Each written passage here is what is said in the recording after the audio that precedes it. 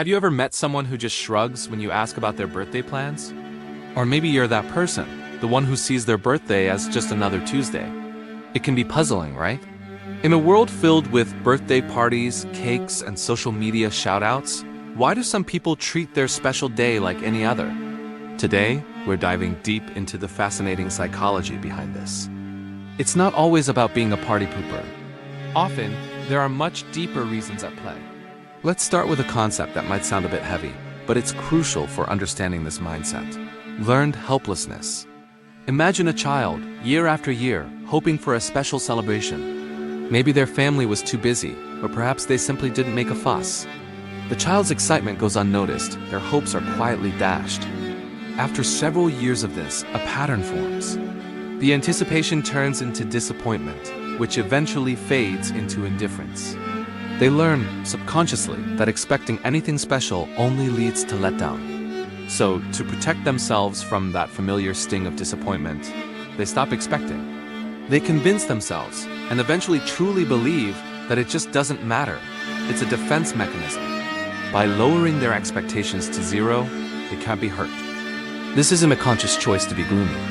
It's as a shield forged from past experiences of feeling uncared for or overlooked on a day that society tells them should be all about them. For these individuals, a birthday can become a quiet reminder of a void, a day tinged with a subtle sadness they might not even be able to name. They might say, "Oh, I'm just not a birthday person," but what they might really mean is, "I've learned not to get my hopes up." It's a powerful example of how our past shapes our present emotional responses. They've essentially trained themselves to preemptively manage disappointment by detaching from the event altogether. So, when they say, "It's just another day," it's a statement of self-preservation, a way to control the narrative and avoid a painful emotional echo from their past. It's a quiet, personal story that has nothing to do with not liking cake or presents. Now, let's shift gears to another, perhaps more relatable group in our fast-paced world: the time blind. Think about your own life for a moment. You've got work deadlines, project reports, maybe kids to get to school, errands to run, bills to pay, and a social life to maintain. The daily grind is real. Life becomes a relentless series of tasks and responsibilities. In this whirlwind, the days, weeks, and months can blur into one another. You look up, and suddenly it's Friday, or even more jarring, it's already November. This phenomenon is a form of time blindness, where the constant pressure and routine of modern life erodes the distinctiveness of special occasions. For someone caught in this cycle, a birthday isn't ignored out of sadness, but out of sheer overwhelm. It's not that they don't want to celebrate. It's that planning a celebration feels like adding another complex project to an already overflowing plate. The mental energy required to organize a party, or even just a dinner with friends, can feel exhausting. The joy of the occasion gets buried under the stress of its logistics. So, a birthday becomes just another date on the calendar, overshadowed by the more pressing demands of work, study, or family life. They might think, "I'll celebrate properly when things calm down," but of course, things rarely calm down. The special day loses its sparkle, not because of past hurts, but because the present is just too demanding.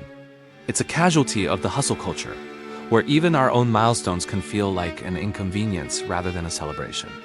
But there's a third group, and their perspective is truly empowering. These are the emotionally independent individuals. They don't need a party, a flood of gifts, or a chorus of happy birthday to feel valued and seen. Their sense of self-worth isn't tied to external validation. This aligns perfectly with what psychologists call self-determination theory, which suggests that true well-being comes from intrinsic sources: autonomy, competence, and relatedness. These individuals have cultivated a strong inner sense of value. They know who they are confident in their abilities, and they have meaningful connections with people that don't require grand gestures to be affirmed. For them, a birthday is nice, but their happiness isn't contingent on it. They don't need one specific day to feel special because they've built a life where they find contentment and meaning in the everyday. Their validation comes from within, from completing a challenging project, having a deep conversation with a friend, or simply enjoying a quiet morning with a cup of coffee. They don't see the lack of a big celebration as a negative. They see it as freedom. Freedom from social pressure, freedom from expectations, and freedom to define what's meaningful for themselves. They might have a quiet personal way of marking the day: a hike in nature, a favorite meal, or simply a moment of reflection. Their celebration is internal, a quiet acknowledgement of another year of growth and experience. This attitude often extends far beyond just birthdays. These are the people who don't need constant praise at work to know they're doing a good job. They don't need a high number of likes on social media to feel confident. They find joy in the process, not just the outcome. They practice a form of mindfulness, finding richness in the small, ordinary moments that others might overlook. In a way, they've cracked a code. Instead of waiting for one designated day to feel celebrated, they treat every day as an opportunity for contentment and gratitude. Their philosophy isn't "my birthday is just another day," but rather, every day has the potential to be special. They don't devalue their birthday. They elevate every other day to its level. It's a shift from seeking external validation to cultivating internal peace. So the next time you meet someone who doesn't make a big deal about their birthday, pause before you judge. They aren't necessarily sad, cynical, or boring. They might be protecting a past wound, they might be overwhelmed by the present, or they might have achieved a level of emotional independence that many of us strive for. Their story is likely more complex and interesting than it appears on the surface. Each perspective offers a valuable lesson about healing from the past, managing the pressures of the present, and finding a sustainable internal source of happiness. It reminds us that celebration, like happiness itself, is deeply personal.